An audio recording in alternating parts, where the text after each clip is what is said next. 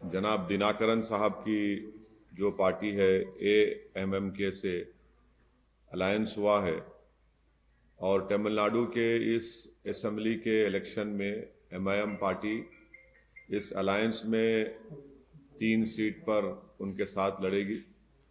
एक वानियमबाड़ी, एक कृष्णागिरी और एक शंकरापुरम। और साथ ही साथ हम इस अलायंस का हिस्सा हैं। हम लोग जॉइंटली इलेक्शन कैंपेन करेंगे और हमारी 12 तारीख को चेन्नई में YMCA ग्राउंड्स पर शाम में एक पब्लिक मीटिंग भी होगी। और आज आपको मालूम होगा कि हम लोग इस अलायंस में साथ हैं और हमारी पूरी कोशिश होगी कि तमिलनाडु की पॉलिटिक्स में जो हमेशा DMK लेड अलायंस या ADMK लेड अलायंस होता है, तो एक थर्ड ऑल्टरनेटिव के तौर पर मुझे यकीन है कि मिस्टर दिनाकरन की लीडरशिप में AMMK, AIMIM और दूसरे जो पार्टीज इस अलायंस में होंगे, हम लोग एक थर्ड अल्टरनेटिव बनकर तमिलनाडु की आवाम के पास जाएंगे। और मुझे यकीन है कि तमिलनाडु की जनता अपनी मोहब्बत से और अपनी आशीर्वाद से जनाब दिनाकरन साहब की पार्टी AMMK को और इस अलायंस में पार्टीज है उनको अपनी दुआओं से नवाजेगी। ये हमारी एक कोशिश होगी। Sir, you have said that you are hoping to they can join this alliance, they will join this alliance, or you are in touch with several other political parties. Can you name them? No, it is better that Mr. Dinakaran, who is the head of AMMK, will speak about which other groups, political parties and organizations are going to be part of this alliance led by him. As far as I know, there are many parties and groups and organizations who are in touch with Mr. Dinakaran. Sir, एक बात कि TTV Dinakaran के साथ type करने में तर्क क्या है और कितने सीट्स वो लड़ रहे हैं? आप तो 3 सीट्स लड़ रहे हैं और क्योंकि अभी शशिकला भी पॉलिटिक्स से बाहर हो गए हैं, तो क्या ये बात सही है कि DMK के साथ आप जाना चाहते थे लेकिन वो मर्डराइज नहीं हुआ? और अब दिनाकरन का कितना जो है होल्ड है सर तमिलनाडु पॉलिटिक्स में, क्योंकि एक सीट पे वो जीते हैं, तो आपके पीछे क्योंकि you are known party all over India, तो उनके साथ क्या दिखा है आपको? नहीं, दिनाकरन साहब, मेरा मानना यह है कि तमिलनाडु में उनका बाई इलेक्शन की जो विक्ट्री थी RK पुरम से, और तमिलनाडु में RK पुरम में एक बहुत ही पॉलिटिकली प्रेस्टिजियस सीट मानी जाती और जिसमें उन्होंने DMK को भी हराया, ADMK रूलिंग पार्टी थी उसको भी उन्होंने शिकस्त दी और खुद कामयाब हुए। और अच्छी मेरे ख्याल से अगर मैं गलत ना कहूँ तो 10,000 वोट से ज्यादा उनको एक बाई इलेक्शन में बहुत बड़ी कामयाबी हुई। और मुझे यकीन है कि दिनाकरन साहब एक पॉलिटिकली श्रूड और एस्ट्यूट पॉलिटिशियन है और उनके साथ हमको जाने से यकीनन MIM पार्टी को भी, उनको भी, और तमिलनाडु सबसे ज्यादा फायदा तमिलनाडु के वोटर्स को होगा, क्योंकि वो लोग अभी ये 2 अलायंसेस जो है ट्रेडिशनली DMK ADMK के, उससे वो तंग आ रहे थे, तो उनको एक ऑल्टरनेटिव की जरूरत थी और वो बहुत बड़ा उस वहां पर एक वैक्यूम है और हम कोशिश करेंगे उस पॉलिटिकल वैक्यूम को फिल करने की। और हाँ, सवाल आपका और DMK का, तो इस बारे में मैं तफसील से बताऊंगा जब 12 तारीख को हमारी तमिलनाडु की जनता को कि DMK ने किस तरह से हमसे पेश आया, किस तरह से हमसे बर्ताव किया, इस पर मैं तफसील से बताऊंगा 12 तारीख के दिन पब्लिक मीटिंग में। सर, 3 सीट आप लड़ रहे हैं, क्या आप इस चीज से सैटिस्फाइड है? और साथ ही साथ क्या आप तमिलनाडु के लोगों में ये MIM लोगों के लिए काम करेंगी, ये मैसेज आप कैसे देंगे और आपकी स्ट्रैटेजी क्या रहेगी? देखिए, 5 साल पहले भी हम लोग मेरे ख्याल से 3 या 4 सीट पर ही लड़े थे, तो इस बार भी हम हमारी पार्टी के जो जिम्मेदारान हैं और AIMIM पार्टी के जो यहाँ से ऑब्जर्वर है जनाब तैयब साहब और हमारे तमिलनाडु के प्रेसिडेंट जनाब वकील साहब, जब DMK हमारे AMMK पार्टी के लीडरशिप से बात किए, तो उस वक्त भी हम लोग सिर्फ यही 3 सीट हम लोग उनको बोले थे। तो हमको यकीन है कि इससे हमारे लिए पार्टी के लिए भी अच्छा होगा और तमिलनाडु के दलित, तमिलनाडु के मुस्लिम माइनॉरिटी, तमिलनाडु के जो वीकर सेक्शंस हैं, हमारी कोशिश होगी कि उनकी एक इंडिपेंडेंट वॉइस हम वहाँ पर बने और यकीनन वहाँ पर एक बहुत बड़ा स्पेस है और उस स्पेस को हम पूरी कोशिश करेंगे फिल करने के लिए, क्योंकि जितने भी ट्रेडिशनल जो अलायंसेस हो रहे हैं उसमें कोई लीडरशिप बनती नहीं है माइनॉरिटीज की खास तौर से। तो सिर्फ उनकी ज़बान पर किसी का बी फॉर्म होता, किसी का ए फॉर्म होता। हमारी कोशिश होगी कि एक वायबल तरीके से हम लोग वहाँ पर इस वैक्यूम को फिल कर सकें। सर, आप तमिलनाडु में डीएमके से पहले बातचीत चल रही थी, वो किन्हीं वजहों से नहीं पूरी हो पाई। बंगाल में भी चल रहा था, तो एक आपको ऐसा लगता है कि एक ऐसा पॉलिटिकल वो नेक्सस काम कर रहा है या ऐसे लोग काम कर रहे हैं जहां जहां आपके जिस सूबे में स्ट्रॉन्ग स्टेक होल्डर्स के साथ आपकी बात चल रही है उसको डाइल्यूट कर दिया जा रहा है, उसको एक तरह से खराब कर दिया जा रहा है। तो क्या आपको लग रहा है कि मौजूदा पॉलिटिक्स में आपको कुछ लोग, कुछ सियासी धड़ा आपको अछूत की तरफ बिहेव कर रहा है? नहीं, ये तो बिल्कुल सही है कि भारत की पॉलिटिक्स में बड़ी अनफॉर्चुनेट बात है कि हर कोई ये समझता है कि AIMIM एक अनटचेबल पार्टी है। AIMIM से अगर अलायंस छोड़ी अगर बातचीत भी करेंगे तो हमारा मेजॉरिटी कम्युनिटी का वोट हमसे भाग जाएगा। और ये ज़्यादातर जो अपने आप को जो पार्टीज जो सेकुलर कहती हैं उनको लगता है। दूसरा ये है कि उनको एक फीलिंग ऑफ इनसिक्योरिटी है कि स्पेशली मुस्लिम माइनॉरिटी का जो यूथ है वो काफ़ी MIM से जुड़ रहा है, जुड़ा हुआ है, क्योंकि उसके होप्स, एस्पिरेशंस, उसमें एक चर्निंग है। वो ये चाहता है कि भाई हमारी एक पॉलिटिकल वॉइस हो, हमारी भी एक पॉलिटिकल लीडरशिप हो। वो तंग आ चुका है इन सेकुलर पार्टीज को वोट देते देते, और वो इन पार्टीज में जो लीडरशिप है उसको मानने को तैयार नहीं है। तो यकीनन ये MIM पार्टी को एक अनटचेबल के तौर पर ये लोग पेश करते हैं और उनका आर्गुमेंट ये होता है कि अगर हम AIMIM से बात करेंगे, अलायंस को छोड़ो, तो हमारा मेजॉरिटी कम्युनिटी का वोट भाग जाएगा। ये सेकुलर पार्टीज ये नहीं देख रहे हैं कि भाई आपका वोटर है ही कहाँ आपके पास। स्पेशली मुल्क के बहुत से स्टेट्स में तो वोटर भाग चुका है, उनका जो ट्रेडिशनल वोटर था सेकुलर पार्टीज का वो तो है ही नहीं। तो अब इसीलिए थोड़ा वो लोग इनसिक्योर फील करते हैं और हमारे को कोशिश करते हैं कि हमसे बातचीत ना हो और इस तरह के इल्ज़ामात लगाते हैं। मगर ये चलता है पॉलिटिक्स में। हम अब मेहनत करेंगे और अच्छी बात भी हमारे लिए भी, हमारे पार्टी के मेंबर्स के लिए भी एक ऑब्जेक्टिव है कि हम अपने बलबूते पर मेहनत करके अपना नाम और मुकाम पैदा करेंगे, और जब वो हो जाएगा तो जब हालात और बदल जाएंगे। सर, हालांकि आपने प्रेस कॉन्फ्रेंस तमिलनाडु पे रखा है, लेकिन एक सवाल है, आपने पिछले दिनों एकला चलो की बात कही थी अपनी प्रेस कॉन्फ्रेंस में, तो क्या बंगाल में आप एकला चलो को फॉलो करेंगे? बंगाल के ताल्लुक से सर मैं आपको पहले भी बता चुका हूँ, एक मुनासिब वक्त पे मुनासिब बात मैं आपसे करूँगा। अभी वो वक्त आया नहीं है। और इलेक्शन लड़ना जो है ना, आपको तो अपनी पार्टी की ताकत पे भरोसा होना चाहिए। जीत हार तो अल्लाह के हाथ में है, तो इलेक्शन तो लड़ना पड़ेगा ना आपको। आप कोई भी इलेक्शन, कोई पॉलिटिकल पार्टी, सबसे पहला उसको अपनी पार्टी के मेंबर्स के ऊपर, अपने आप पर, उस पॉलिटिकल पार्टी को कॉन्फिडेंस होना चाहिए, तो जब आगे बढ़ते आप। तो हम हमेशा से अकेले लड़ते आए हैं। अब तक जो आप देखें MIM का जो पॉलिटिकल जर्नी है, इसमें कोई पॉलिटिकल पार्टी ने ना हमको प्रमोट किया, ना हमारा साथ दिया। हम तो लड़ते हुए आए हैं, मेहनत किए, हमारे पार्टी के मेंबर्स ने बड़ी कुर्बानियाँ दी। हाँ, हमसे गलतियाँ भी हुई हैं, उन गलतियों से हमने अपने आप को सही भी किया है, करेक्ट भी किया है। तो ये तो प्रोसेस है, चलता रहेगा।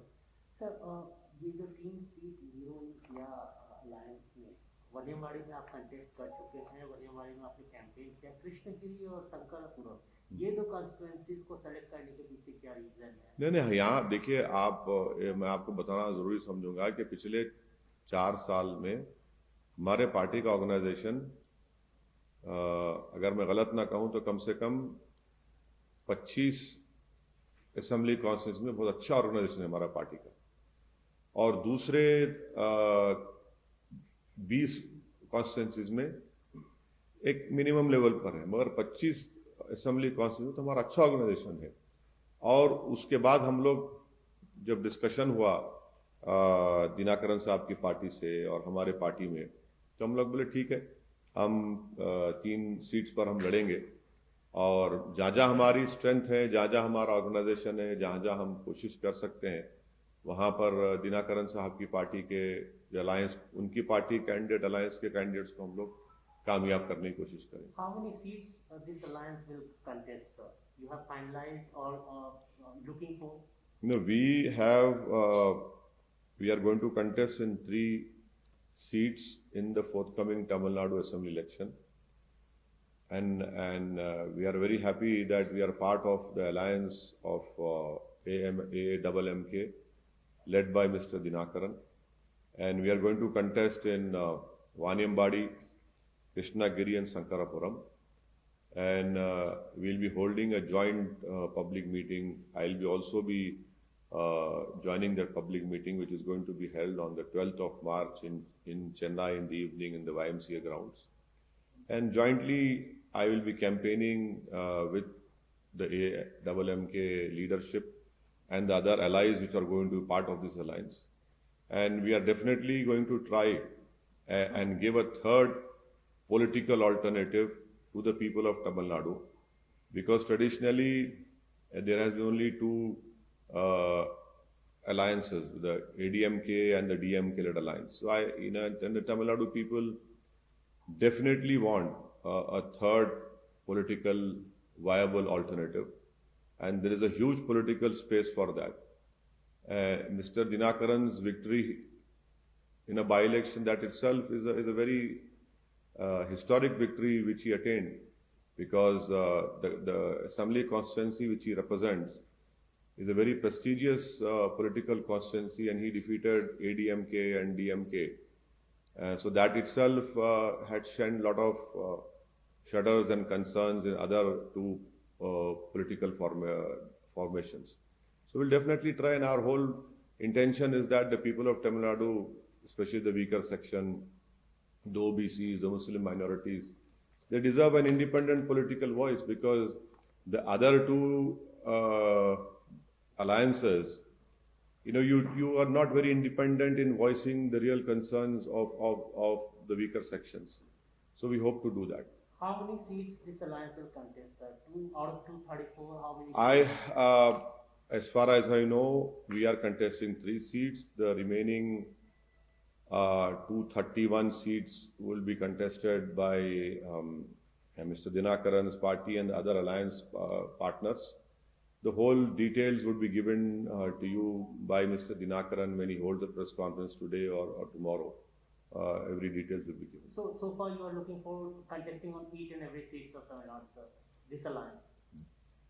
This is what I know, but this will be clarified in a much better way when Mr. Dinakaran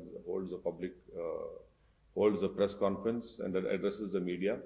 He will tell you in detail which constituencies, which parties are contesting. Sir, इससे हटके अभी चुनाव से ये कल बाटला house encounter पे court का judgement आया है, जिसमें माना है कि जो आरिफ है उसने ये किया है, और जो साइंटिफिक एविडेंस है उसको माना है। उसके पहले जब ये एनकाउंटर हुआ था, काफी सारे लोगों ने आंसू बहाए थे, कहा था कि ये एनकाउंटर झूठा है, फर्जी एनकाउंटर है। तो अभी क्योंकि 2 कोर्ट्स ने इसको माना है कि ये सही एनकाउंटर था, और जो मुजरिम है वो पकड़ा गया वो बिल्कुल सही है, इसको क्या कहना है? और इंडियन मिलिट्री का भी इसमें हाथ है, तो आप क्या कह रहे हैं सर? आपका भी वॉइस था इस पे। आपको क्या कंसर्न है मेरे सवाल पर?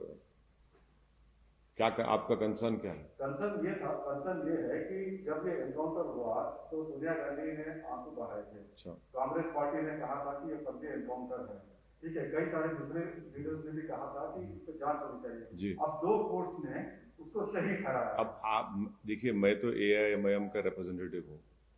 अब आप जो लीडर्स का नाम ले रहे हो दूसरी पार्टी के हैं, जो मेरे सख्त खिलाफ हैं, जो मेरे को रोज सुबह शाम मेरे को गाली देते।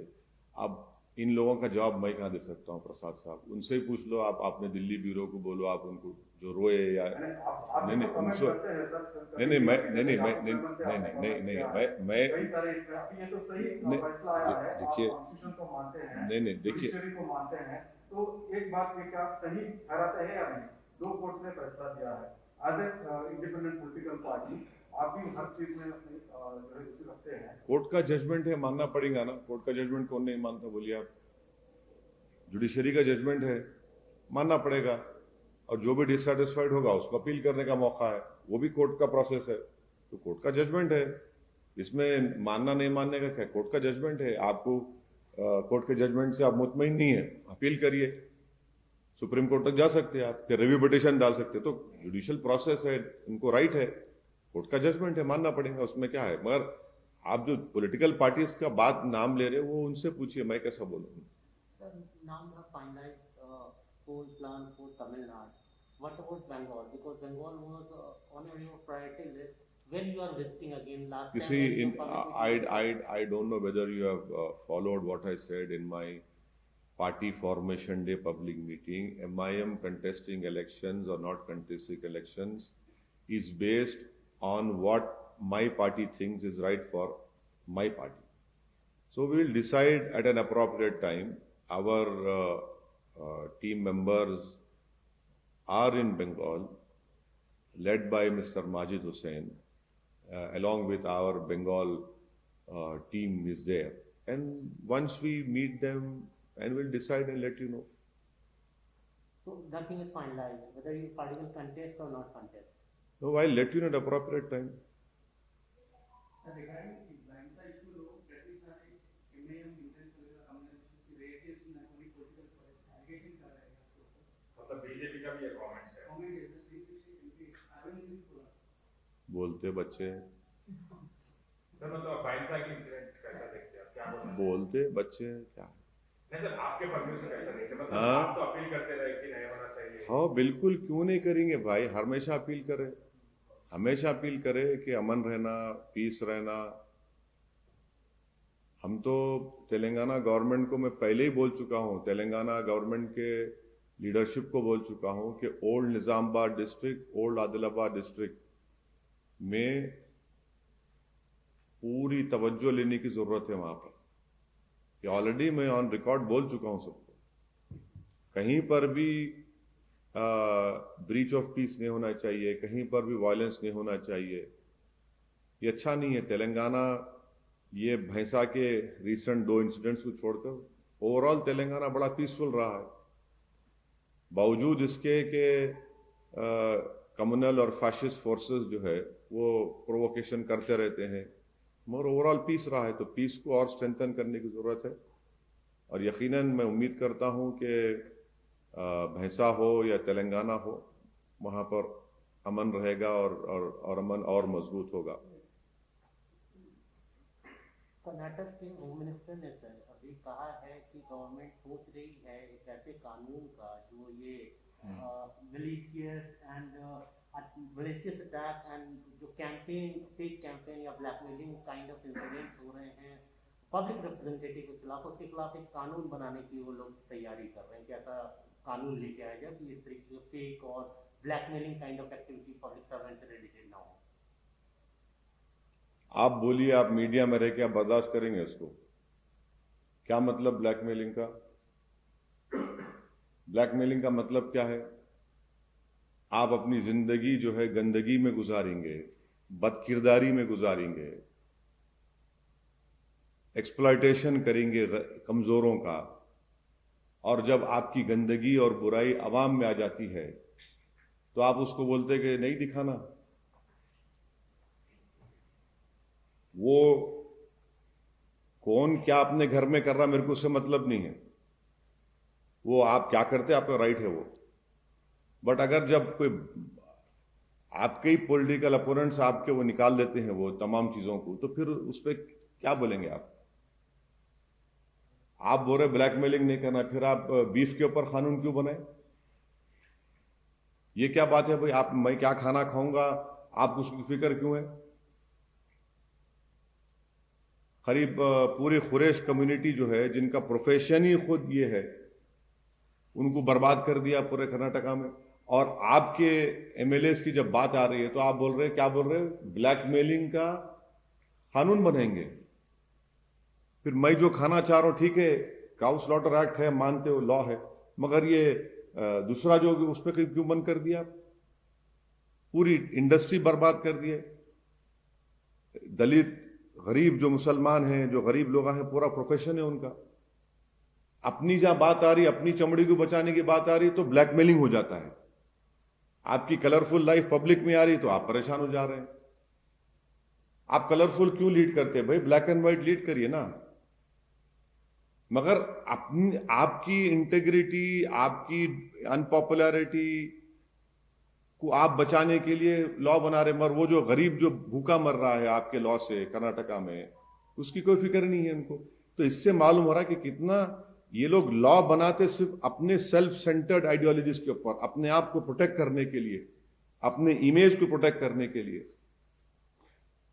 वो सीडी कौन निकाले, क्या निकाले, मेरे को नहीं मालूम। वो तो बीजेपी खुद अपने पार्टी में एक बना लेना सेल, और फिर उनके ही क्या 6-7 एमएलए कोर्ट को चले गए कि मीडिया रिपोर्ट नहीं करना।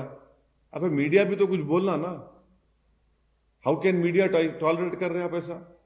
आप लोग का कुछ बोल रहे ही नहीं, आप लोग तो खुश है, चलो हमारे को रोक दे रहे। अरे भाई, आपका काम तो रिपोर्टिंग करना है ना। ओके, फ्यूल प्राइसेस 27 फरवरी से अभी तक मतलब इंक्रीज नहीं हुआ, इट हैज नॉट इंक्रीज। अच्छा, अच्छी बात है, अच्छी बात है। अरे वाह, मेरे को नहीं मालूम था कि टाइम्स नाउ का ये एडिटोरियल ओपिनियन है कि 27 फरवरी से अब तक प्राइस नहीं बढ़े। इसका मतलब आप लोगों की गाड़ी में पेट्रोल पे और डाल रहा है। नहीं नहीं नहीं, आपका लग रहा है कि आपके पास अलग पूरा क्वेश्चन सुन लीजिए। मतलब 27 फरवरी से फ्यूल रेट्स इंक्रीज नहीं हुए, आप कैसा देखते हैं? मतलब मार्केट से रिलेटेड या फिर इलेक्शन से रिलेटेड? ये था क्वेश्चन। मार्केट से रिलेटेड देखते हैं या फिर इलेक्शन से रिलेटेड देखते हैं? मतलब बढ़ाया नहीं गया तो क्या इलेक्शन सर पे है, उसको देख मद्देनजर, या फिर मार्केट के जो पेट्रोल के दाम को लेकर के डायनामिक प्राइसिंग है, जो क्रूड ऑयल का रेटिंग। नंबर 1 पॉइंट ये है कि नरेंद्र मोदी सरकार जो है वो 2 व्हीलर चलाने वालों की दुश्मन है। नरेंद्र मोदी की सरकार जो लॉरी चलाते ट्रक ड्राइवर्स, उनकी दुश्मन है। नरेंद्र मोदी की सरकार जो बच्चे ड्राइवरिंग करते, टैक्सी कैब चलाते, उनकी दुश्मन है। नरेंद्र मोदी की सरकार जो किसान ट्रैक्टर में डीजल डालता, उसकी दुश्मन है। ये प्राइस हाइक से ये तमाम सेक्टर, जिसको मैं अभी तो खाली बताया हूं, बहुत है, ये सब लोग परेशान हो गए। आप हैदराबाद में हो या तेलंगाना हो, ये पूरे ड्राइवर्स की नौकरी चले गई, 2 व्हीलर्स। और मोदी सरकार को जानना चाहिए कि 2 व्हीलर वाले ही वोट डालते जाके पोलिंग बूथ पे, बड़ी गाड़ियों में बैठने वाले वोट नहीं डालते। वोट किसी भी पार्टी का कार्यकर्ता होता, वो मोटरसाइकिल पे निकल के जाके वोट डालता, लोगों को दलवाता। ऑटो है, ऑटो वाले परेशान है। ये गरीब, भारत की जमहूरियत माने इलेक्शन अगर कामयाब होता है तो ये गरीबों की वजह से, ये जो वोटिंग क्लास जिसको गरीब बोलते हैं, अब वो लोग खुद परेशान है। तो प्राइस नहीं बढ़ रहा, क्या मतलब भाई? आप गवर्नमेंट जो है, जो सेंट्रल टैक्स ले रही है, तो कम कर दो ना भाई, आप 38%। अगर नहीं बढ़, अगर आपकी बात सच है तो आप टैक्स कम कर दो ना भाई, आप 10% कम कर दो। क्यों नहीं कम कर रहे आप कम करके दिखाइए ना गरीबों को। भाई आप गरीब के लिए, गरीब का गरीब तो पिटे जा रहा है। वो पैसा तो सब्सिडी में जाता है ना। कौन सी सब्सिडी में जा रहा है भाई? कौन सी योजनाओं में जा रहा है भाई? कौन सी योजना, कौन सी योजना है? गरीब की गरीबी बढ़ाने की योजना है ये तो। कहां की योजना है ये? किधर है ये? तो आप जाके देखिए। आप लोगों को चाहिए कि पूरे कैमरास लेकर हैदराबाद के पेट्रोल पंप्स पर ठहर जाइए, और जो पेट्रोल डला रहा उसको बोलिए, भाई साहब क्या आपकी राय है, देखिए आपको क्या बोलता है वो। आप लोग जाते नहीं है, खामखा मेरे चेहरे पीछे पड़ रहे थे आप लोग। वो गरीब का चेहरा देखो जो रो रहा है आज। हर पेट्रोल पंप पे चलिए आप। अच्छा, आप जहां पर लॉरी के, जिसको हैदराबाद में लॉरी का अड्डा बोलते, वहां चले जाइए आप, जहां पे तरकारी लेके आते लोग, पूछिए उनसे आप। हाँ, पूरा हर सेक्टर को इससे परेशानी हो रही है। मोदी सरकार ये समझती है कि प्रोटेस्ट नहीं हो रहा। इनका प्रॉब्लम यही है ना कि रोड पे निकले तो समझते हैं लोग। हम भारत की जनता को बोल रहे कि हम पार्लियामेंट में पुकार रहे हैं, सब लड़ रहे हैं, मगर मोदी सरकार से जब जनता रोड पर आकर अपनी आक्रोश का इजहार करती है, तब जाकर ग्रुप ऑफ मिनिस्टर्स की एक मीटिंग हो जाती है फौरन। उसी जो रिएक्ट करते तो अब आएगी जनता, अब निकलेगी जनता, निकल के बताएगी। अरे भाई बूथ को भी तो जाना है ना, बूथ को तो जाना पड़ेगा ना जनता को। ये महिला है, एलपीजी प्राइस जाके पूछे ना महिलाओं से। बोली मोदी जी बोलते हैं बेटी बचाओ, आप बोलिए मैडम क्या है इसका। गैस का सिलेंडर नहीं ले रहे, मालूम आपको? जिसको गवर्नमेंट की गैस के स्कीम में सिलेंडर मिला गया था, सेकंड नहीं ले रहे वो। 800 रुपए भाई, कहां से घर का कमरे का किराया देंगे गरीब वो, या फिर अपना घर चलाएंगे? 860 रुपए घर का किराया भी देना है, घर का खाना भी लाना है। और मोदी जी बोलते कि मैं कर रहा हूं, मैं तो गैस का सिलेंडर। अरे कहां गया? आप गैस का देख रहे नहीं? आप लोग तो गरीब को भूल ही गए, बीजेपी सरकार गरीब को भूल ही गई। मोदी जी गरीबों को भूल जा रहे हैं। वो खुद गरीबी से उठकर आए थे, मगर आज गरीबों को भूल जा रहे हैं। उनको गरीबों को याद रखना चाहिए। महिलाएं इतने परेशान हैं, बोल रहा हूं आपको, कई लोग, कई महिलाएं वो गैस का सिलेंडर अब चार्ज ही नहीं करा रहे, वो लोग चार्ज ही नहीं करा रहे। हम तो रिक्वेस्ट कर रहे हैं प्रधानमंत्री से कम इन गरीब महिलाओं को देख लीजिए, नजर करम कर दीजिए उनके ऊपर। आप गैस का, चलिए पेट्रोल डीजल आप नहीं करना चाह रहे, गैस तो कम कर दीजिए। मगर मीडिया में क्या है, सिर्फ गैस चलती है मोदी जी की, मोदी जी गैस, मोदी जी की गैस, गैस गैस, उनके गैस चल रहे, और वो एलपीजी पे परेशान पूरे लोग। कब तक गैस चलाएंगे भाई आप लोग? सर इलेक्शंस के रिलेटेड देखते हैं सर इस मुद्दे को। हाँ, इलेक्शन के रिलेटेड देखते हैं क्या इस मुद्दे को? सुनिए, मेरी बात सुनिए। फॉरगेट अबाउट इलेक्शन, आते जाते रहेंगे। वो गरीब का क्या होगा भाई? आपको अंदाजा भी है कि जो ऑटो ड्राइवर, जो टैक्सी ड्राइवर, जो ट्रांसपोर्टेशन में और ये 3 व्हीलर्स, उनको जो पेट्रोल डीजल जलाकर अपना काम करना पड़ता है, उन पर क्या गुजर रहे? उसको इलेक्शन से मतलब ही नहीं है, उसको अपनी गरीबी से मतलब है। इलेक्शन आते जाते रहेंगे ना, उसका गम और गुस्सा कौन देखेगा बताइए आप?